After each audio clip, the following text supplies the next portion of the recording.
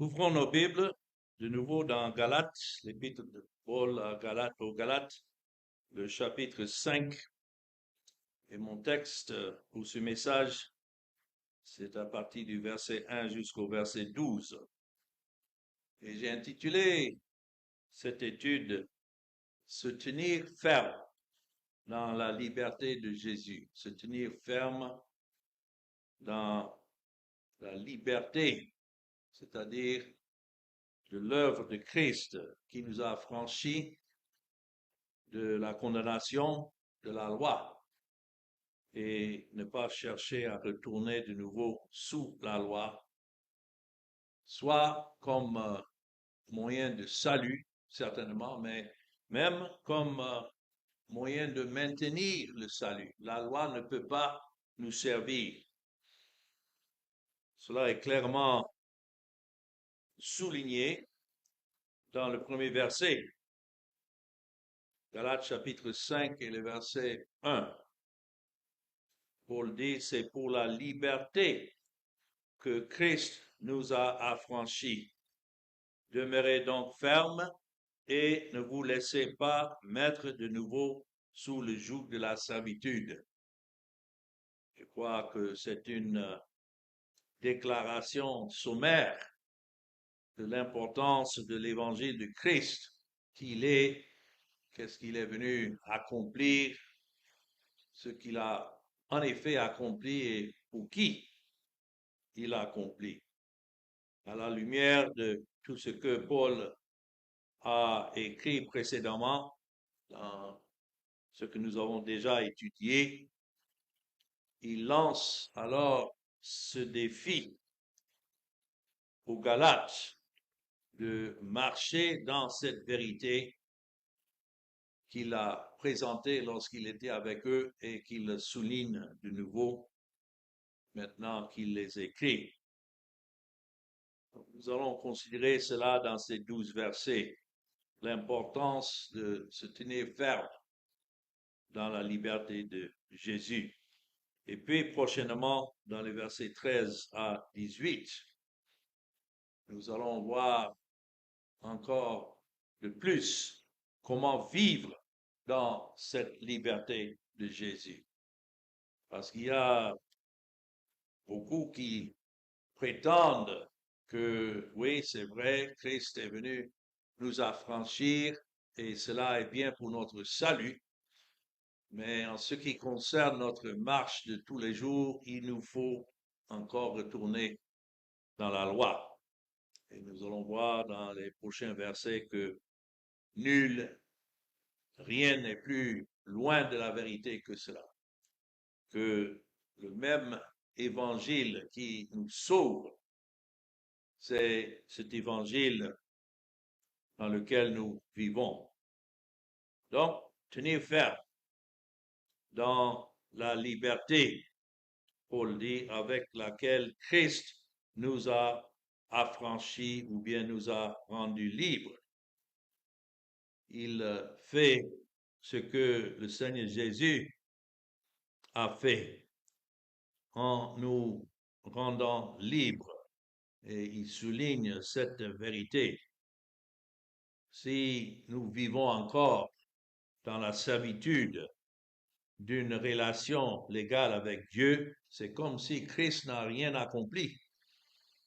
Si les gens disent oui, c'est vrai, Christ est mort, mais il nous faut encore retourner sous les instructions et sur les règlements de la loi, c'est comme si Christ lui-même n'a rien achevé lorsqu'il est mort. Alors, c'est d'une manière significative que Paul souligne ce fait. Notons, Christ nous a affranchis. Christ nous a rendus libres. Et donc, nous ne nous rendons pas libres nous-mêmes. La liberté, nous savons, c'est le don de Dieu et c'est donné en Christ lorsqu'il est venu accomplir tout ce qui est nécessaire pour que Dieu soit juste, pour nous justifier, déclarer juste. Et c'est par la foi que tout cela est révélé. Il y en a qui disent que Christ est mort, bien sûr, il a payé la dette, mais nous ne sommes pas réellement justifiés jusqu'à ce que nous croyons. Donc, ils disent que c'est la foi qui est l'instrument de notre justification. Mais la Bible nous dit le contraire. La foi, c'est le fruit de ce que Christ a accompli. Ça, c'est très important. La foi n'est pas l'instrument pour notre justification, mais c'est le fruit. S'il nous a franchis, s'il nous a justifiés à la croix, son œuvre accomplie pour nous, c'est certain alors que dans le temps, l'Esprit de Dieu révélera dans nos cœurs ce que Christ a accompli et nous allons alors l'embrasser. Nous allons recevoir tout ce qu'il a déjà accompli à notre égard. Si nous luttons pour nous libérer, parce qu'il y en a qui disent, oui, bien sûr, Christ est mort, mais à vous maintenant de lutter pour vous libérer de ce qui reste du péché dans votre chair. Vous pouvez lutter jusqu'à la mort, mais la chair ne changera pas. Et ce n'est pas à nous alors de lutter avec cette chair. Nous devons renoncer, bien sûr, à ce que cette chair représente, le péché, mais nous faisons cela toujours en ayant les regards sur Christ et son œuvre accomplie, et non pas nos propres efforts. C'est ce que Paul appelle là dans le premier verset de se mettre sous le joug de la servitude. Quelqu'un qui pense qu'il faut maintenant retourner et prendre en main la chair et lutter avec cette chair, c'est de se mettre de nouveau sous le joug de la servitude. C'est pourquoi Paul a insisté là-dessus, que c'est pour la liberté, vous voyez ça dans le premier verset, que Christ nous a affranchis. Aujourd'hui, les gens vivent dans la poursuite effrénée de la liberté. Ils cherchent la liberté. Qu'ils pensent faire tout ce qu'ils veulent sans jamais n'ayer aucun désir. C'est un type de liberté, mais c'est une fausse liberté. Ceux qui prennent cet enseignement pour dire, ah, mais Christ est mort, il a versé son sang, donc vivons comme nous voulons. Ça, c'est une fausse liberté. Ce n'est pas en fait la liberté. Même ça, c'est de se mettre de nouveau sous le joug de la servitude. La liberté, ici, est notre affranchissement de la tyrannie de devoir mériter notre propre chemin vers Dieu. Nous sommes libres de la condamnation du péché, même si nous ne sommes pas libres de la présence du péché. Et nous sommes libérés de la culpabilité du péché. Nous sommes libérés de la peine. Voilà toutes les manières que Christ lui-même nous a affranchis. Et nous sommes libérés même du pouvoir. Personne ne peut dire, oh, mais je ne peux rien parce que vous savez que la chair est trop forte pour moi. Non. Peut-être c'est le péché est trop fort pour nous, mais ce n'est pas trop fort pour le Seigneur Jésus-Christ. C'est pourquoi il est venu. Il a pris sur lui la peine et le fardeau du péché, toute la condamnation, la culpabilité du péché à l'égard de son peuple. Et c'est lui qui nous garde alors jusqu'au bout. Un jour, par la grâce de Dieu, nous serons effectivement libérés de la présence du péché. Ça, c'est pour la résurrection, lorsque nous serons ressuscités de la mort et nos corps seront changés en immortalité comme Christ.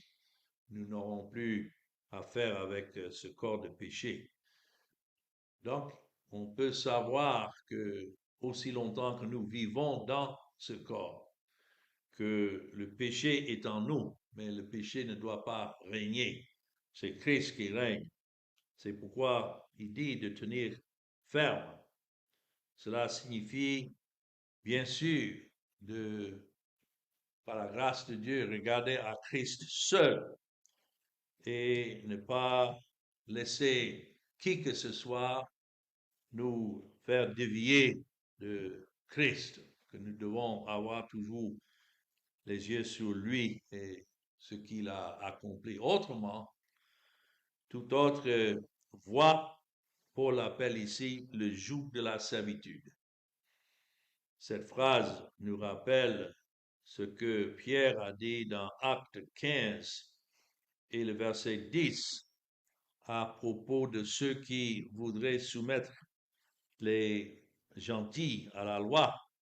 Si vous voyez ça dans Actes chapitre 15 et le verset 10, c'était au moment où Paul est revenu de ses tournées de prédication, prêchant l'évangile dans les régions du monde et prêchant aux païens, aux gentils, ceux qui n'étaient pas des juifs. Et le Seigneur les suscitait et les appelait à Christ à travers sa prédication.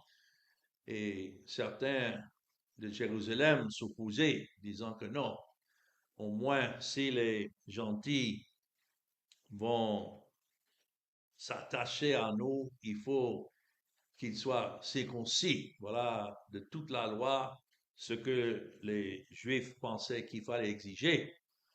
Mais Paul, ici, le dit clairement ou Pierre le dit clairement dans Actes chapitre 15 et le verset 10. Maintenant donc, pourquoi tentez-vous Dieu en mettant sous le cou des disciples un joug que ni nos pères ni nous n'avons pu porter? Et puis il insiste, c'est par la grâce du Seigneur Jésus que nous croyons être sauvés de la même manière qu'eux. Ouais, une seule manière d'être sauvé, c'est dans l'œuvre de Christ et Christ seul. Les Juifs eux-mêmes n'ont pas pu se justifier devant Dieu par la loi. Tous ceux qui étaient sous la loi sont morts dans leur péché, sauf ceux que Christ est venu racheter à sa venue, les élus, le reste qui était dans l'Ancien Testament. Mais la plus grande partie sont morts sous la condamnation de la loi. Alors pourquoi imposer de nouveau la loi sur les gentils, les païens, que eux-mêmes, les Juifs, n'ont même pas pu porter? C'était un joug lourd. Et je dois dire que c'est vrai. Parce que pourquoi la loi ne peut pas sauver? Pourquoi c'est un joug si lourd? C'est parce que ça exige la perfection. Et voilà ce que nous ne pouvons pas fournir, la perfection. Alors, c'était certainement de cette servitude que Paul parle ici, et il confronte les Juifs qui le poursuivaient partout où il allait prêcher l'Évangile, même dans cette région de Galate. Lorsqu'il se déplaçait pour prêcher Christ et ce que Christ a accompli, ils l'ont suivi comme des chiens sauvages pour essayer d'avaler, de mordre les gens qui voulaient s'attacher à Christ seul. Les enseignants juifs comptaient plus de 613 commandements à observer dans la loi de Moïse, c'est-à-dire non seulement la loi, mais en plus 613 commandements. Et essayer de retenir tout cela, même cela, à part la loi de Moïse, était un fardeau trop lourd pour qui que ce soit.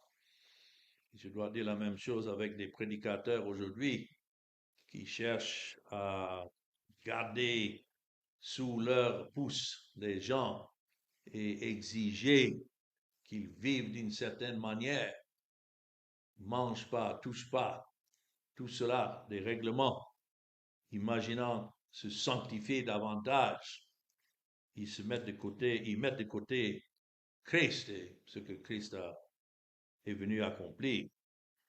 Alors, dans les versets 2 à 4, maintenant dans mon texte, Galates 5, nous voyons encore comment Paul démontre le danger d'adopter la loi comme moyen de marcher avec Dieu. Comme je disais, il y a certains qui disent, ah oui, non, c'est sûr, la loi ne peut pas sauver, mais il faut aussi la loi comme moyen de marcher avec Dieu, garder la communion avec Dieu. Mais Paul dit ici, voici moi, Paul, versets 2 à 4. Je vous dis que si vous faites circoncire, Christ ne vous servira de rien. Même une petite cérémonie de la loi, vous tenez à ça, donc notons, Christ ne vous servira de rien. Et je proteste encore une fois à tout homme qui se fait circoncire. Il parle là non seulement des Juifs, mais des gentils, les païens que les Juifs exigeaient que ceux-là soient circoncis aussi pour vraiment être membres du royaume de Dieu. Il dit, je proteste encore une fois à tout homme qui se fait circoncis qu'il est tenu de pratiquer la loi tout entière. C'est pourquoi nous ne pouvons pas adopter la loi comme moyen de marcher avec Dieu, parce que une fois qu'on se met sous même un règlement de la loi, pour dire que au moins ça, pour nous sanctifier davantage devant Dieu, donc vous êtes tenus de pratiquer la loi tout entière. Et vous êtes séparés de Christ, vous tous qui cherchez la justification dans la loi, vous êtes déchus de la grâce. Ce sont des paroles très sévères. Donc, voyons ce que Paul attaque ici dans ses déclarations. Si vous vous faites circoncis, Christ ne vous servira de rien. Et on peut ajouter n'importe quel autre point là. Si vous pensez que c'est par le baptême dans l'eau que vous serez davantage justifié devant Dieu. Donc, Christ ne vous servira de rien. Si vous croyez que c'est par vos efforts personnels et de votre volonté personnelle que vous serez justifié, Christ ne vous servira de rien. Si nous adoptons la loi comme notre règle pour marcher avec Dieu, cela, c'est un abandon de Christ lui-même. C'est une manière de dire qu'il n'est pas alors notre justice. Et si nous disons cela, alors nous effaçons complètement tout ce que l'Évangile déclare concernant Christ. Christ est notre sagesse. C'est comme ça Paul a écrit dans 1 Corinthiens 1:30. Il est notre justification, il est notre sanctification, il est notre rédemption. Et tout cela pour qu'il reçoive la gloire. Alors pour les Galates, dans ce contexte, recevoir la circoncision, c'était le rituel qui témoignait qu'un gentil se soumettait à la loi. Et c'est ce que les Juifs exigeaient d'eux s'ils voulaient faire part de leur royaume. Mais faire cela signifiait alors qu'ils ne faisaient pas confiance à Jésus-Christ comme la justice de Dieu. Et ainsi Paul dit, Christ ne vous servira de rien. Pourquoi même mentionner son nom? Pourquoi prétendre que son œuvre à la croix a accompli quoi que ce soit si vous mettez ce qu'il a fait de côté et vous suivez vos efforts à obéir à la loi. Les légalistes parmi les Galates voulaient leur faire croire qu'ils pouvaient avoir à la fois Jésus et la relation légale avec Dieu en observant la loi. Et c'est comme ça, beaucoup de prédicateurs prétendent, non, mais vous pouvez avoir les deux. On vous prêche Christ, ça c'est pour votre salut, mais en même temps, ils disent, vous avez deux mains, n'est-ce pas? Avec une main, vous embrassez Christ, mais avec l'autre, maintenant, vous embrassez la loi et ce que la loi exige. Mais faire cela, c'est de déclarer qu'en fait, l'œuvre de Christ ne suffit pas. Et on ne peut pas avoir un demi-salut en Christ et l'autre maintenant par notre observation, notre obéissance personnelle à la loi. La circoncision physique était le sceau de la loi. C'est pourquoi Dieu l'avait donné d'abord à Abraham. Et celui qui se soumettait volontairement et délibérément à la circoncision entrait en quelque sorte en pacte avec Dieu pour accomplir la loi. En effet, c'est pourquoi la circoncision a été donnée, mais nous savons que cela n'a rien accompli. Même ceux qui disaient oui, nous allons observer la loi, comme ils disaient souvent à Moïse, finalement, ils étaient condamnés par cette loi parce qu'ils ne pouvaient pas, même si ils avaient de bonnes intentions. Les gens disent que la voie de l'enfer est pavée de bonnes intentions, mais sans une obéissance parfaite, personne ne peut être justifié devant Dieu. Et c'est pourquoi Christ est venu. C'est lui seul qui a rendu à son Père cette obéissance parfaite, non seulement à la lettre de la loi, mais même à l'esprit de la loi, en aimant Dieu comme son Père, avec tout son être, et son voisin, ses voisins, son peuple, comme lui-même. Et quelle tragédie de dire que d'un côté, Christ est mort sur la croix, il a versé son sang jusqu'à la mort. Pensons à sa vie, pensons à son âme, son agonie, son amour pour son peuple, et que cela ne sert de rien. Ça, c'est vraiment une déclaration qui touche au cœur. Alors, c'est pourquoi nous ne devons pas penser qu'une partie de notre salut dépendait de l'œuvre de Christ et que l'autre dépend alors de nous, d'avoir de telles pensées. Non seulement il dit dans le verset 2, Christ ne vous servira de rien, parce que si vous voulez prendre de nouveau la loi, comme il dit, vous êtes tenu de pratiquer la loi tout entière, mais finalement, ceux qui raisonnent de cette manière démontrent qu'ils sont séparés de Christ, quelle que soit leur profession. Beaucoup peuvent dire, non, mais Christ est pour moi et moi je suis pour Christ, mais si leur cœur n'est pas attaché à Christ seul et à ce qu'il a accompli, c'est une évidence qu'ils n'ont jamais été jusque-là unis à Christ. Vous êtes séparés de Christ, verset 4 le dit là. Vous tous qui cherchez la justification dans la loi, ça démontre qu'ils sont encore, quelle que soit leur profession, séparés de Christ et déchus de la grâce. Cela ne veut pas dire que, oui, ils avaient embrassé Christ pendant un certain temps et maintenant ils ont perdu le salut.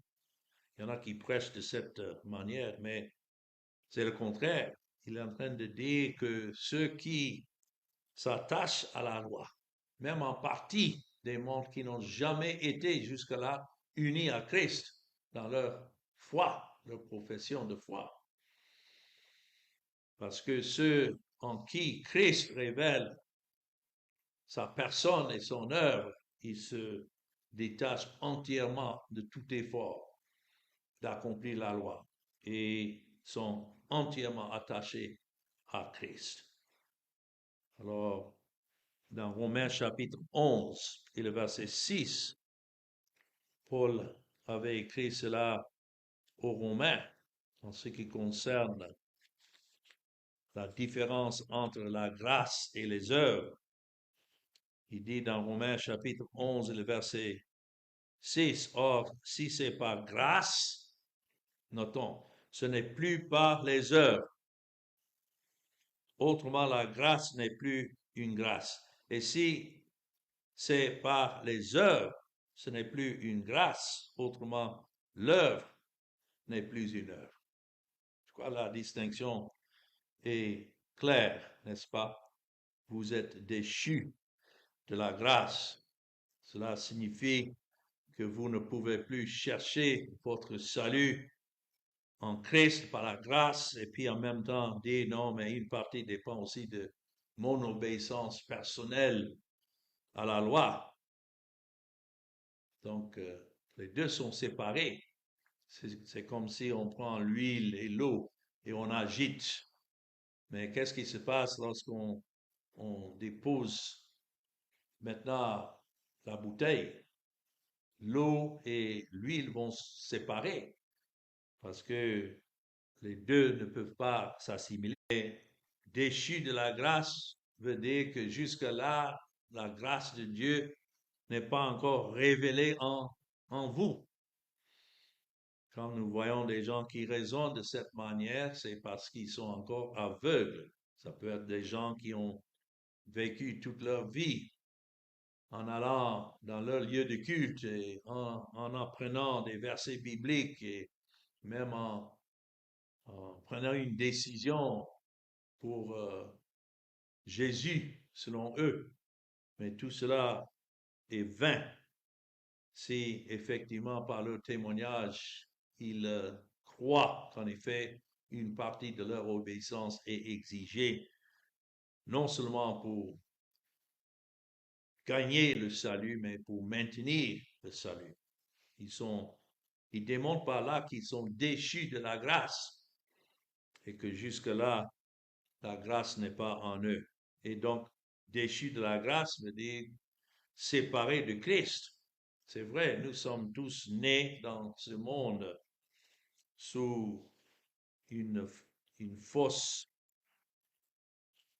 foi, une profession. Et il faut que Christ lui-même se révèle en nous.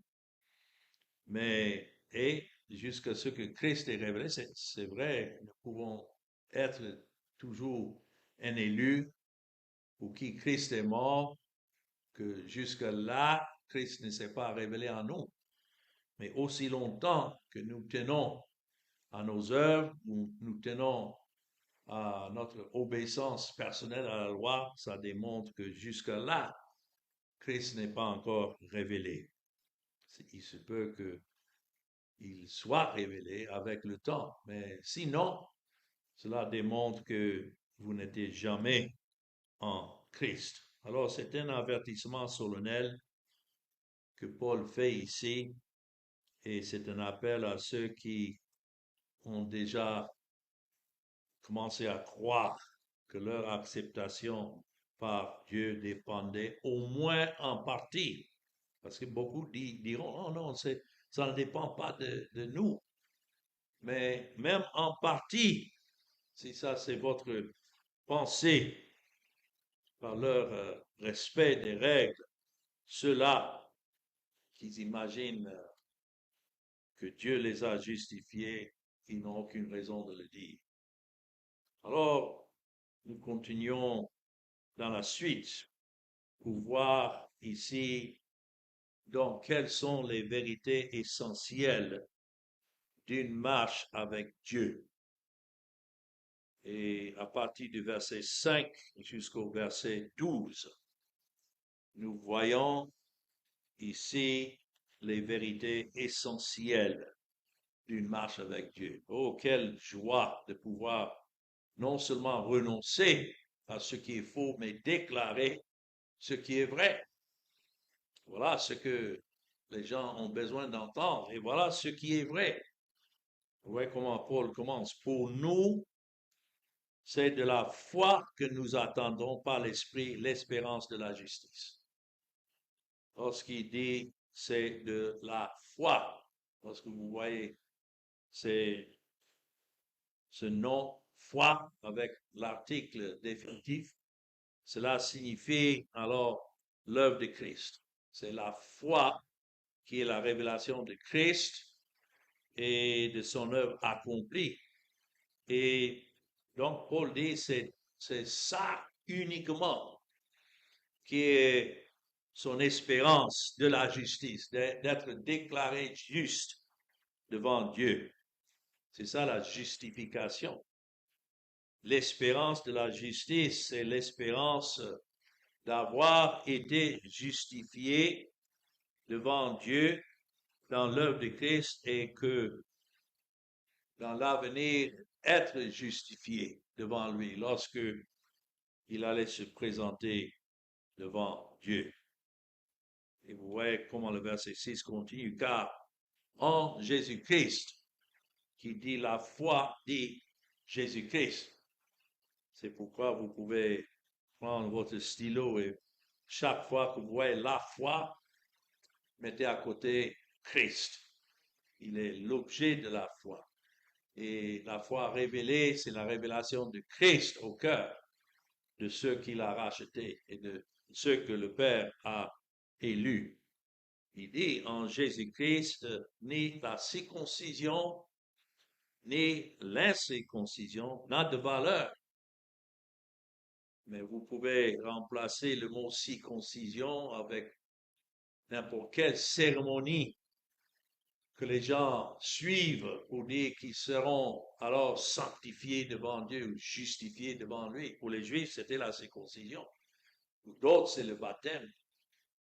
Pour d'autres, c'est leurs efforts à vivre de leur mieux, à suivre la loi. Tout cela n'a de valeur devant Dieu, ni pour la rédemption, ni pour la justification, ni pour la sanctification. Mais il dit la foi qui est agissante par la charité, c'est-à-dire par l'amour. Et là encore, quand vous voyez la foi, parce que beaucoup lisent ça, ils disent, ah, mais au moins ma foi. Non, ce n'est pas votre foi. La foi, c'est la révélation de Christ. Et là encore, vous voyez la foi. C'est un nom qui concerne la personne de Christ et son œuvre accomplie. C'est ça qui agit en nous par la charité, par l'amour de Dieu pour ceux en qui Christ est révélé. Et c'est pourquoi il a dit, vous courriez bien. C'est des gens qui, pendant un certain temps, ont professé recevoir ce message de la liberté et de l'œuvre de Christ. Vous courriez bien. Qui vous a arrêté pour vous empêcher d'obéir à la vérité? Qui vous a distrait maintenant? Imaginez une course. Et vous êtes en pleine course et voilà, les gens commencent à vous appeler et vous encourager et vous tournez la tête vers eux. Et puis, d'un coup, vous oubliez la course. C'est comme ça que Paul est en train de parler. Vous couriez bien. De quoi il parle là, de courir bien? Il faut aller dans l'Épître aux Hébreux et voir ce qui est dit dans le chapitre 12 concernant cette course. Notons comment c'est écrit ici. Hébreux chapitre 12, verset 1. Donc aussi, puisque nous sommes environnés d'une si grande nuée de témoins, tels de quel témoin est-ce qu'il parle? Ceux qu'il a mentionnés dans le chapitre 11, qui représentent tous les élus de l'Ancien Testament, en qui Dieu a révélé Christ, ou qui regardent à Christ qui devait venir et payer leurs dettes lorsqu'ils étaient encore vivants.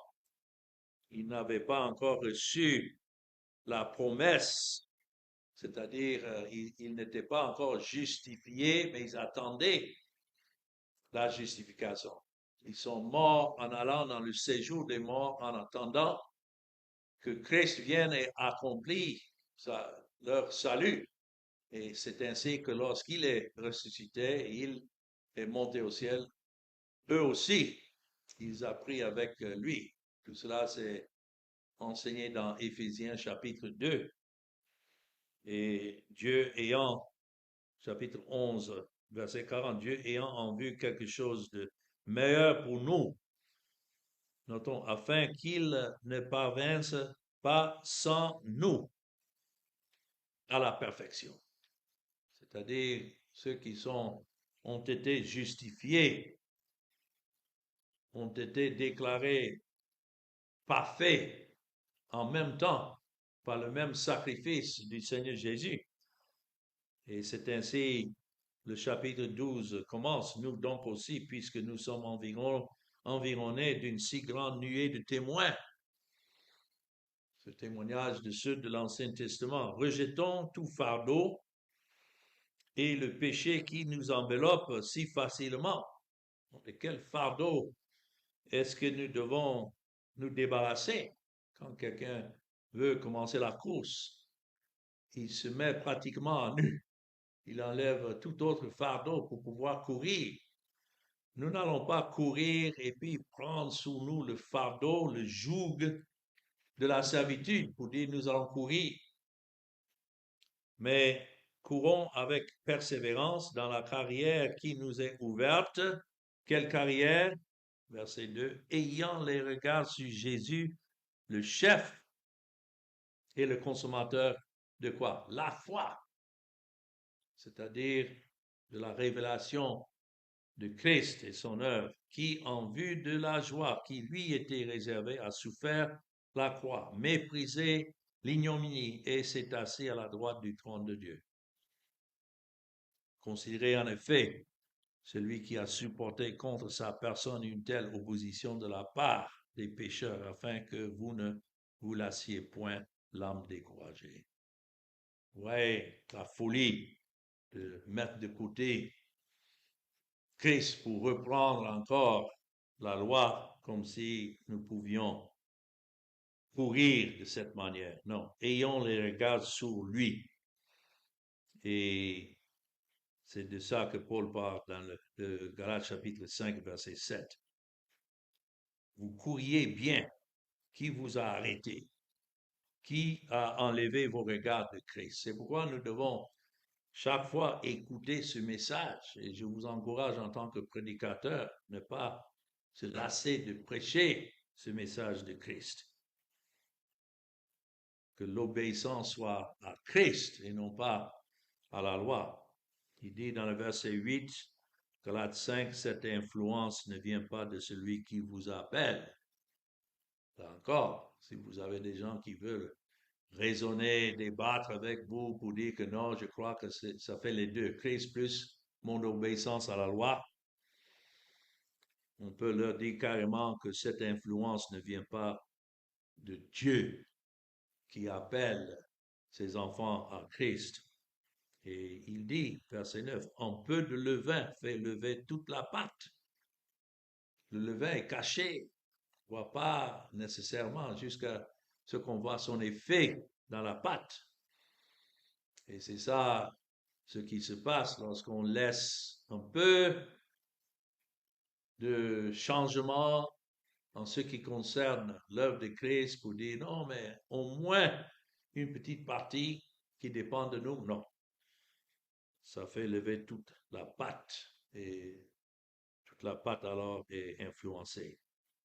Mais voilà, Paul dit, j'ai cette confiance en vous. Lorsqu'il écrit, et certainement, ce sont des paroles dures, mais nécessairement, il dit, j'ai cette confiance en vous, dans le Seigneur, que vous ne penserez pas autrement.